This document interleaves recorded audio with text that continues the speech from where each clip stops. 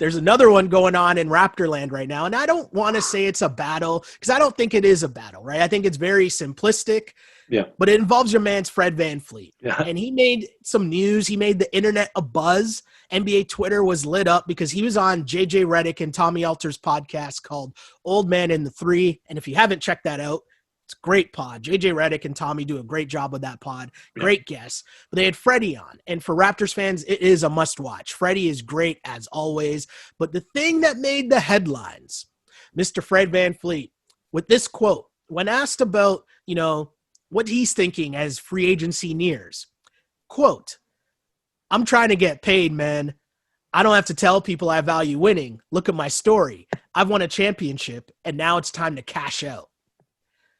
So obviously the "I'm trying to get paid, man," when you see it, and even if you just hear that clip, it comes out very one-sided, but we know that there's context to it. And we gave you the bit of the context. He does value winning. But what did you make of this quote and when you saw this flying around the internet earlier this week? He's earned it. He's Mr. Bet on himself. He bet on himself and he won. And now why wouldn't you then take those winnings to the bank, man? Like that's if you're not, then you're not. What are you playing the game for? Exactly. Why? If you're betting on yourself, that means when you win, you're going to cash out. Now, do I think that means that he's definitely leaving Toronto? No, I don't. No. In fact, I think that the Raptors are probably still in the lead of being able to re-sign him rather than him going to another team because, like we've been saying all along, he really fits in the Raptors' system of how they play. And could he succeed with another team in another system? Yes, maybe. But he knows that he's in a winning system here and that Masai probably will, open the checkbook for him. Yeah, I mean, I love it. And from Freddie's standpoint, he's right, And I feel like a lot of people in their current jobs or current situations feel the exact same way. You want to get paid what your value is. You want to get paid what you believe you're worth. The fact that he just said it is a thing that I don't want to say caught people off guard, but that's going to fly in this era of 2020. A player coming out and saying, I'm trying to get paid, right? Like no matter what the situation is, that's going to make headlines. And I give him credit for that. And, some people find it the clickbait aspect of it. I love the realness of it. And I don't think that in watching the full interview and also knowing Freddie, that it's not for clickbait. That it's not for show. He's just having a really candid conversation with two of his dudes. And that's what you get. That's what you like. But if I switch it here and ask you, now we know he's trying to get paid, but should that be by the Toronto Raptors? Should the Toronto Raptors be paying him his money? And I'm going to put a little gauge here for you, right? Because I think this is tough. Okay. There's so many different layers to this. If I'm Fred, of course I want to get paid and I want to get paid in Toronto, right? Built your career here. You want a chip. You can the legacy, the torch is there for you to be from Kyle to pass the torch to you. You can go forward with Siakam. You have the core. But if I'm Masai, right, it's more about numbers. And to me, that number seems to be around the $20 million mark because what's out there is the more that number for Freddie goes above 20 mil, the less chances or the less space you have to sign Giannis potentially next summer, which is a whole other story, which we don't got to get into that side of it. But it plays into this decision in a big way. Plays huge. So if we put that number around 20 mil, and I think a really good comp is Malcolm Brogdon, who last year signed a deal with the Pacers, right? Which was for, I have it written down here, 85 mil over 4 years, right? Which is an average of 21.25 mil per season.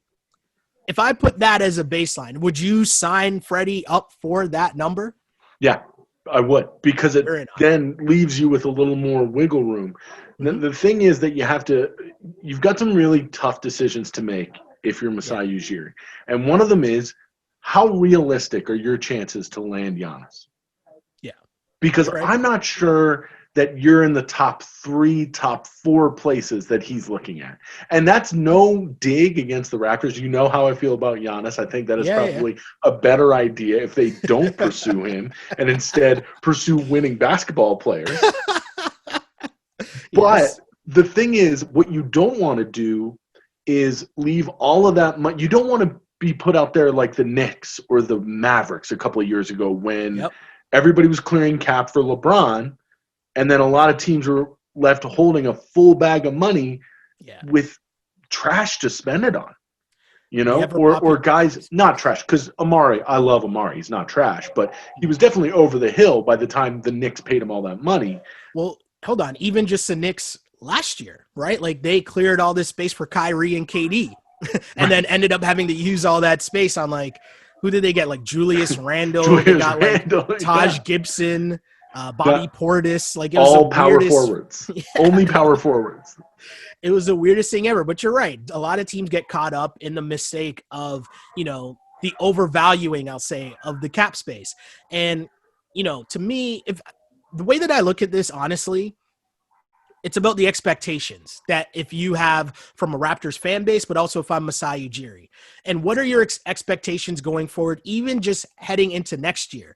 You mentioned, a lot of difficult decisions to make with your roster, but, the Terrence Davis situation, which I'm definitely not getting into that without enough information, but I'm just saying from a basketball roster standpoint, that's a factor, right? Like that plays a role in how you handle this Fred VanVleet thing.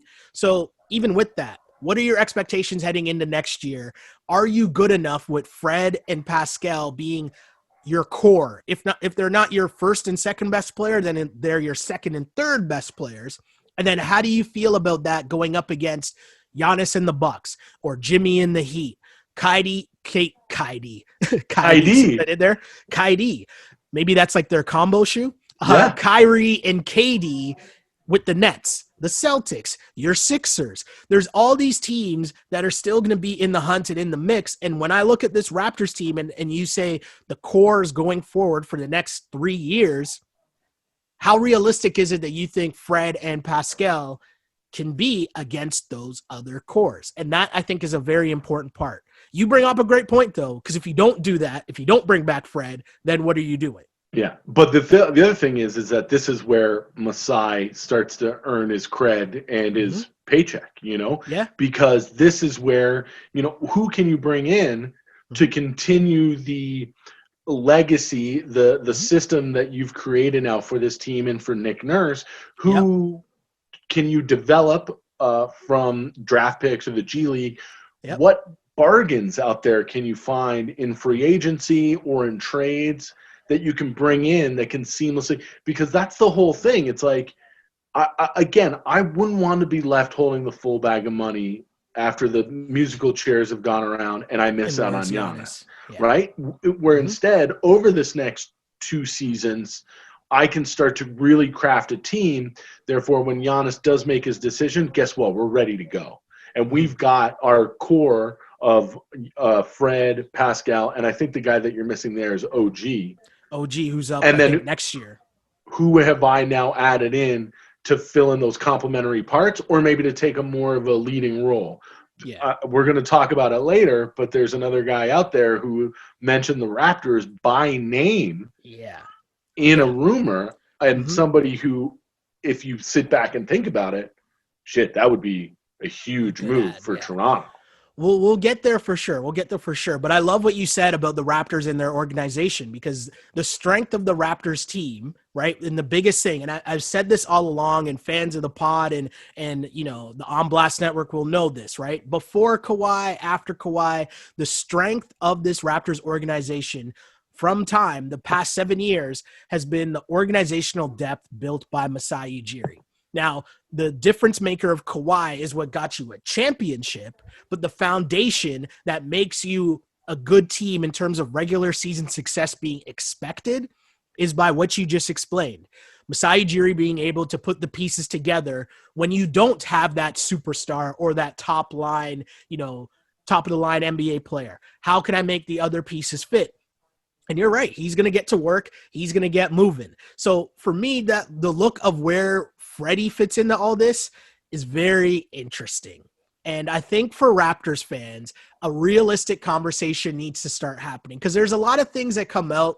You know, you see the list of free agents available, and like, let me ask you something, right? I see a list where Fred VanVleet is number 3 on a free agent list, and like DeMar is number 10. Is Fred VanVleet really better than DeMar DeRozan? Do you know what I mean? And my point is, I think my he's point going is to the command conversation right. is like, that's a conversation. Like, I don't see that Fred is like way above. Like, I'd way rather have Fred than DeMar. Right. I don't get that. That's just me. Do you know what I'm saying? Yeah. So the realistic question I have for you and Raptors fans, and please, as we say all the time on the pod, send in the comments, send in the questions. We want to hear them, whether you agree, whether you disagree. But I still don't know what Fred VanVleet actually is, right? Because Malcolm Brogdon, as people talked about last year, was a potential all-star before he got hurt.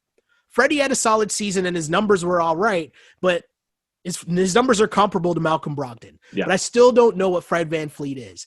Can he prove yet that he can be healthy for a full season? We forget this, but he missed about 20 games last year, and that was only a 70-ish game season, right? So the start of the playoffs, said again, Freddie was going to tell us, not versus the Nets, but against the Celtics, how much he was really going to be worth this season. So we saw that in the Celtics series. He didn't play that well. And when the chips were down at the end of the game and he was trying to get buckets and make moves, it wasn't really there. And again, this is not saying that he's a bad player, but when we're talking about these things, we're talking about levels, right? And we talk about it all the time. There's levels to this shit, and this is just real. Can Fred VanVleet be your second best player on the championship team? Can he be the third best player on the championship team? I don't think so. And what I'm using from this is we've seen it, right? Even the championship run, he didn't show up the first 2 series. If that's your second best player, you lose already, right? Like if that's what the expectations are. So it's great to say you had a good finals, and it was fine to say people bring up things like, oh, he could have won finals MVP, but that's not real. That just sounded nice, right? Like it's not real that he could have been finals MVP. Am I way off here? So do you know what I'm saying? So to me, it's like, what is your realistic expectations if you're getting Fred VanVleet and you're bringing him back? Because if I'm Masai, I'm sliding the piece of paper over and I'm saying, yo, 4 years, 4 years, 80 mil. This is what it is. This is what we can do. Yeah, absolutely. And I completely agree with you. I think that Masai's got a firm number and he says, okay, here it is. Mm-hmm. Take it or leave it. Because, hey, you want to go play in Charlotte where they're going to pay you Teddy Rozier money? You want to go play the Knicks where they're going to pay you, Julius Randle money? Be my guest. Because my guess is that you're not going to be in a winning system that's going to highlight your strengths and downplay your weaknesses. Mm-hmm. And sure, you've bet on yourself and now you've got a bigger house, but you're not winning anything and you're not in the right system. So if Masai can play a little bit of hardball with him and listen,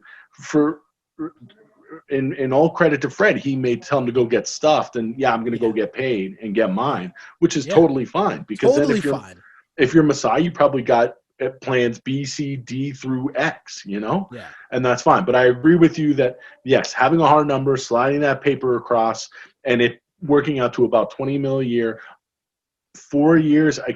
Did he do 4 years at Wichita State? Yes. Yeah. He stayed for senior year. Yeah. Yeah. So 4 years. I'm saying. Are you getting, and that's the other part of this, a 4-year contract. Is Fred going to really be improving all of those 4 years? And we had the same conversation about Pascal. So again, and this isn't a knock because I want to emphasize this, right? Like when we're having this conversation and we're bringing up things that happened in the playoffs, that's just a knock. That's not a knock. Sorry. These are just facts, right? Like the game was on the line and you gave Fred the ball and we saw what was happening down the stretch and it wasn't looking pretty at all. His shooting numbers were down in the playoffs against the Celtics and they were against the Nets, which is expected. But again, if you're talking about I'm making an investment going forward, there is an argument to be made that if you're the Raptors, you gave the man the money, you gave him the NBA opportunity, you gave him the $9 million last year, and hey, if you can go out and get 25 a year, More power to you. Blessings. Thank you. We appreciate you. Maybe there'll be a time where you come back and the jersey's up in the rafters. Who knows? Yeah. You'll always be beloved in Toronto. But that's the other part. You can still be a star in Toronto off the court as well. I don't know if that happens to you if you go to New York. So there's a lot of different things there. And I can't wait to see how it plays out. But if you're asking me the most likely scenario, I think he stays in Toronto. And Masai gives him the 20, maybe 21 a year. I think he stays in Toronto. Yeah. If you're asking me. I agree. You agree with that? You think so, I agree, because I think he knows where his bread is buttered, I think he's smart enough to understand that he's in a good situation here.